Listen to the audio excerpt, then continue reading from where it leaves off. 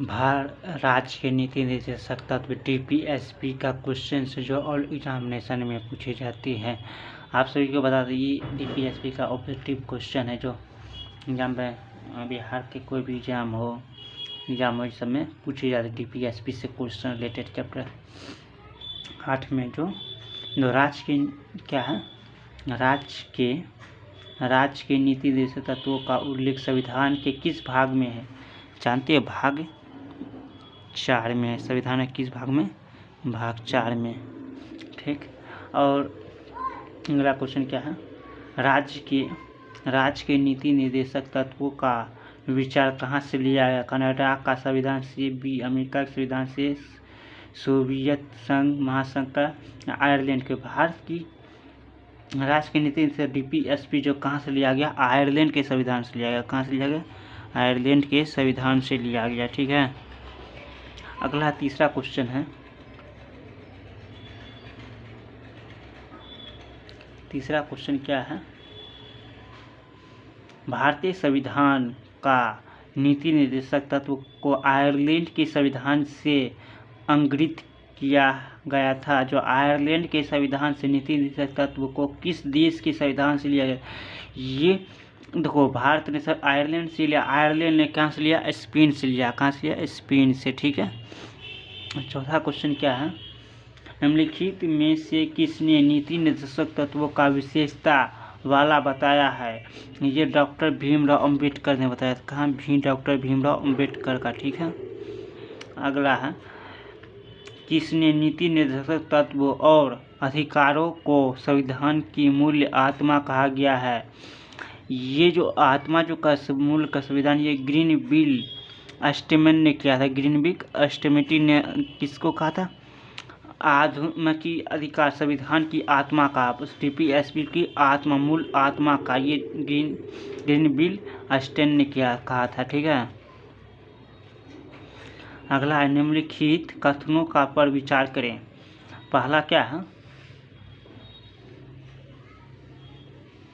राज्य के नीति निर्देशक तत्व नामक इस उपयुक्त में से यह स्पष्ट होता है कि नीतियों एवं कानूनों को प्रभावी बनाते समय राज्य के ध्यान में रखा जा सकता है। ये भी इस बात क्या है? सही है। और दूसरा, अनुच्छेद 36 के अनुसार भाग 4 में राज्य की वही अर्थ देता है जो मूल अधिकारों को संविधान भाग में है, जो संविधान की आर्टिकल 37 का संविधान की परिभाषित करता है। दोनों सही है, तो 1 और 2 दोनों सही है। अगला है, देखो क्या है? निम्नलिखित में से किस विचार के अनुसार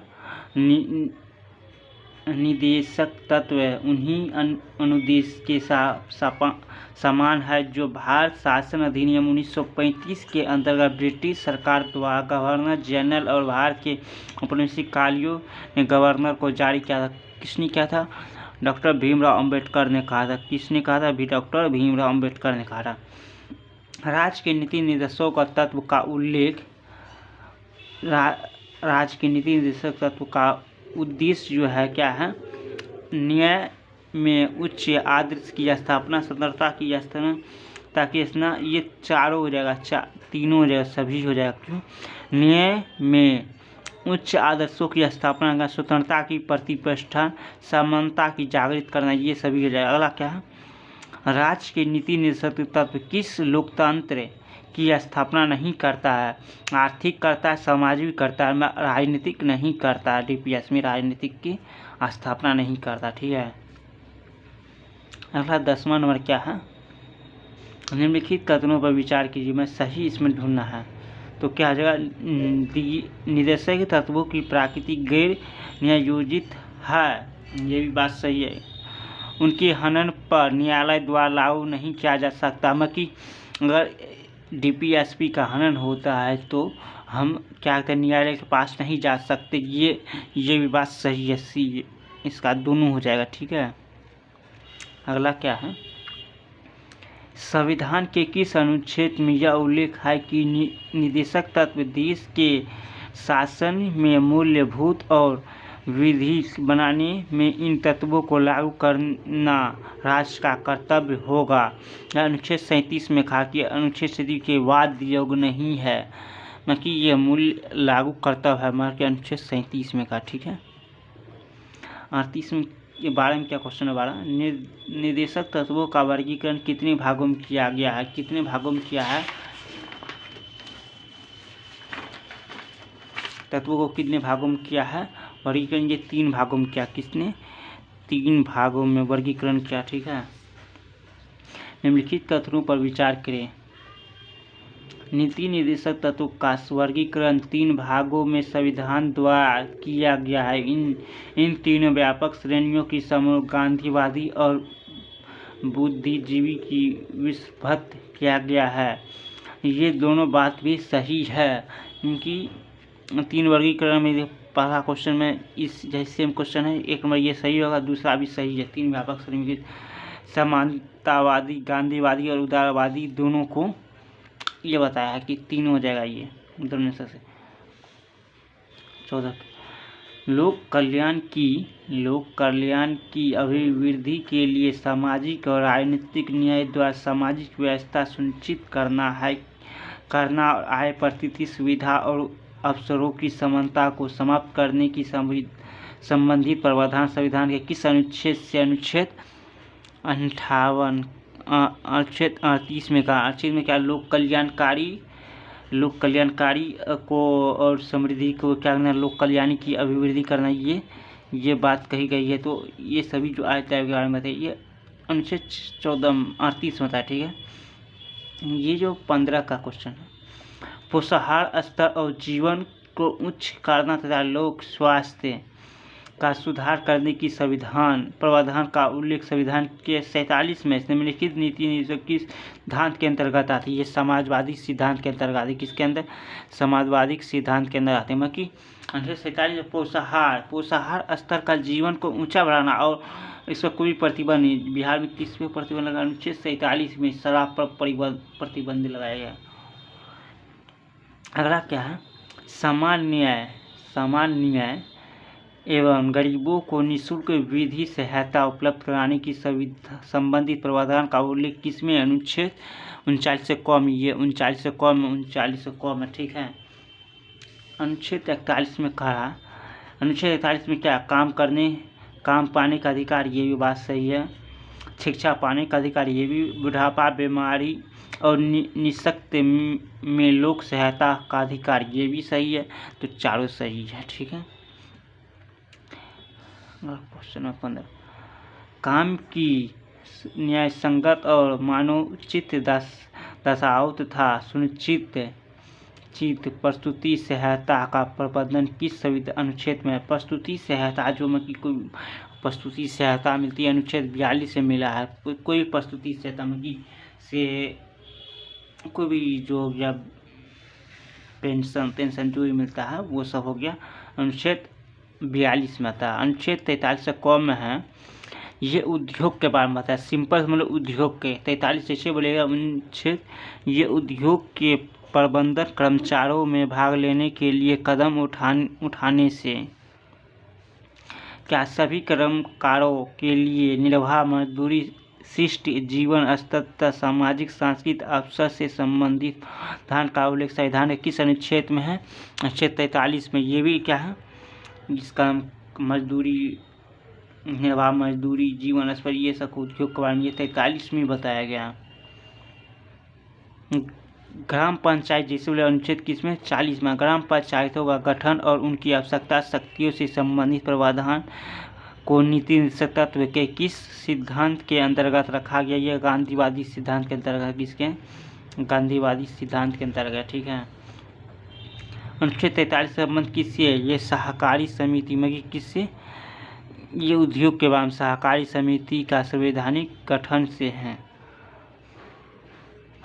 नीति निर्देशक तत्व के किस अनुच्छेद में अनुसूचित जाति व जनजाति और समाज के बेरोजगार कमजोर वर्गों की शैक्षणिक एवं आर्थिक हितों की प्रोत्साहित का शोषण के सुरक्षित संबंधित है?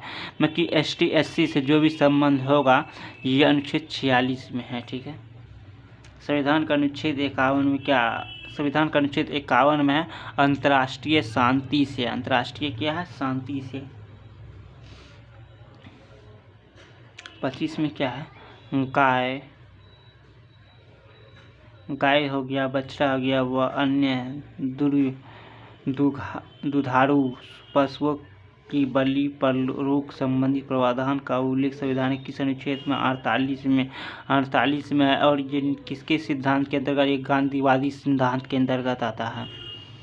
इसके अंदर सिद्धांत अनुच्छेद 47 में क्या है, ये नशीली दवाओं पर प्रतिबंध लगाया गया, नशीला दवा पेय पदार्थ। 39 में भारत में समस्त राज्यों के लिए एक समान सिविल संहिता का उल्लेख किसमें, ये सिविल संहिता लागू जो समान सिविल संहिता, ये 44 में, अनुच्छेद 44 में, ठीक है। भारत के समान सिविल संहिता की मांग पर निम्नलिखित में से किसका प्रावधान दिखाई गया, ये उदारवादी की प्रावधान दिखा गए हैं। अनुच्छेद 45 किससे, निःशुल्क एवं अनिवार्य शिक्षा में निःशुल्क आंगनबाड़ी जैसे निःशुल्क शिक्षा और उसकी देखभाल करना, ये अनुच्छेद 45 के अंतर्गत आते थे, ठीक है। कृषि और पशुपालन को आधुनिक और वैज्ञानिक प्रणालियों से करने की संबंधित प्रावधान संविधान किस अनुच्छेद से, 48। पशुपालन हो गया, पर्यावरण हो गया, ये सब के बारे में क्या बताया, वन संरक्षण, ये सब अनुच्छेद 48 से बताया, ठीक है। भारतीय संविधान की अनुच्छेद 48 में उल्लिखित पर्यावरण और संरक्षणीय तथा विचारधारा किससे लिया गया, उदारवादी समाजवादी से लिया, उदारवादी से लिया, ठीक है। अनुच्छेद 49 में क्या होता है, अनुच्छेद 49 में बताया क्या जानते हो, राष्ट्रीय महत्व वाले स्मारक स्थान पर संरक्षण देना, ठीक है। देखो भारतीय संविधान के किस अनुच्छेद की शक्ति पृथक्करण करता है, ये 50 में करता है पृथक्करण, ठीक है। संविधान के किस अनुच्छेद 51 से संबंधित, 51 क्या, अंतर्राष्ट्रीय शांति और सुरक्षा, अंतर्राष्ट्रीय शांति और सुरक्षा के अभिवृद्धि से, ठीक है। क्या है, संविधान व अनुच्छेद 51 का किस विचारधारा से प्रभावित है, 51 का ये विचारधारा हो जाए, ये उदारवादी से है, किसे, उदारवादी से, ठीक है।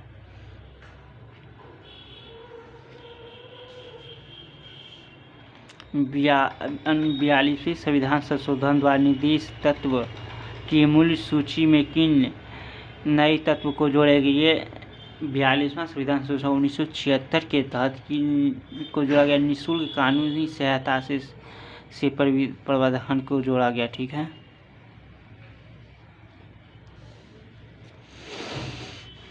निम्नलिखित कथनों का विचार में से सही कथन को, उद्योग के प्रबंधन के सहयोग के भागीदारी संबंधित प्रावधान 43 के ई में है, 42 संविधान संशोधन 1976 की, ये तो बाद से पर्यावरण संरक्षण एवं 44 ये नहीं, संरक्षण किससे है, 48 में, 48 में तो पहले सही होगा, तो केवल एक ही सही होगा, पहला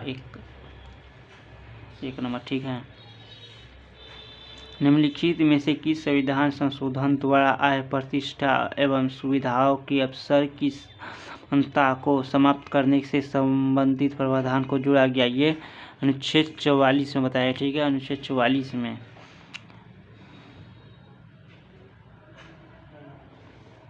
अब इससे क्या मिलान करना है, तो क्या सहकारी समिति के प्रोत्साहन, ये किससे किया है, एक ये 43 में बताया गया, ठीक है। 43 का था, दूसरा कहा उद्योग के प्रबंधन की क्रमवारी, किस में बताया जानते हैं, 43 के बी में बताया है। राज्य के द्वारा अनुकरण किए गए जाने पर ये 48 के ई में बताया, ठीक है। और पर्यावरण संरक्षण, ये 3 का 3 39 का 73, ये 43 के 48 के पर्यावरण संरक्षण के बारे में बताया, ठीक है। ऑप्शन नंबर ये हो जाएगा। निम्नलिखित में से किस व्यक्ति ने यह स्वीकृति की है कि वैधानिक अधिकारों को 2 श्रेणियों में संयोजित कर द्वितीय एवं नियोजित में बांटा जाना चाहिए। बी.एन. राव ने निम्नलिखित में से यह किसने कहा कि लोगों के लिए उत्तरदायी कोई मंत्रालय संविधान में भाग में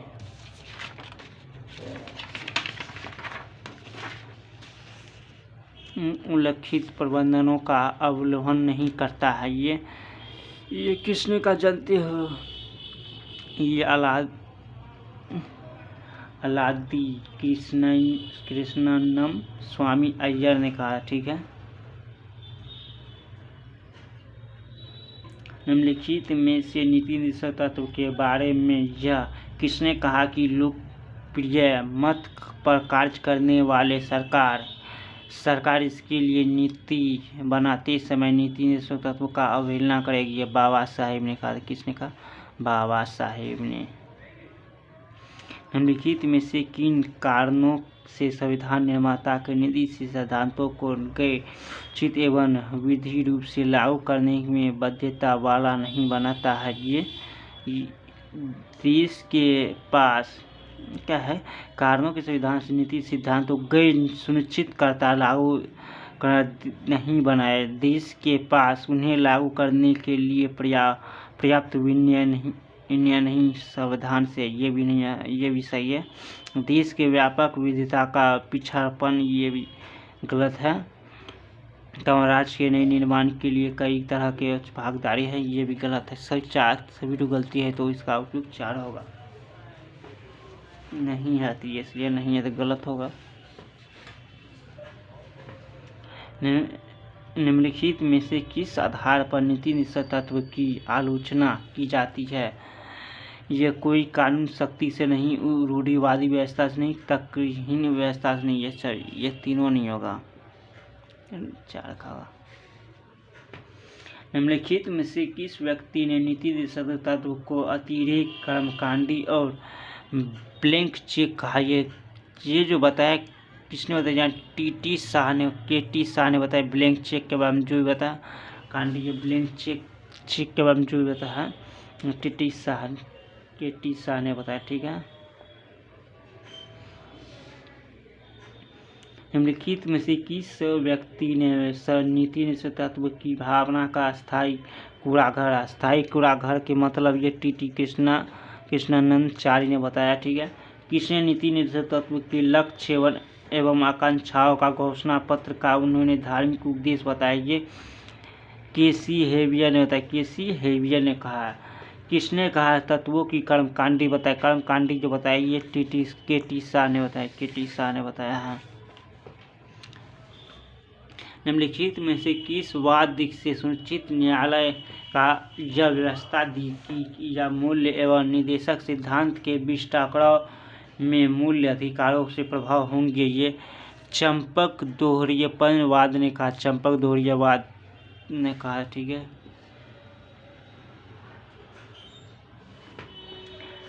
इसमें क्या है? सही ढूंढना है। तो सही ढूंढना क्या? मूल अधिकारों को अपनी प्रकृति को लेना है, ये भी सही है। नीति निर्देशक तत्व को लागू करने के लिए मूल अधिकार के संशोधन नहीं किया। संशोधन ने मूल अधिकारों को संशोधन नहीं किया सकता। दोनों सही है। ये क्या है? मूल संविधान नकारात्मक है जबकि नीति निर्देशक तत्व सकारात्मक है। यही बात सही है। मूल अधिकारों के व्यक्तिगत कल्याण और प्रोत्साहन देते हुए जबकि देश भर के कल्याण, यह भी सही थे। दोनों सही है। लास्ट क्वेश्चन है, किस वाद से उच्चतम न्यायालय ने यह व्यवस्था दी कि भारतीय संविधान मूल अधिकार और निर्देशक तत्व के बीच संतुलन के रूप में रखता है? मिल्सवाद के बारे में बताया है। टीपीएसपी का क्वेश्चन कैसा लगा आपको? धन्यवाद। कमेंट में जरूर दें।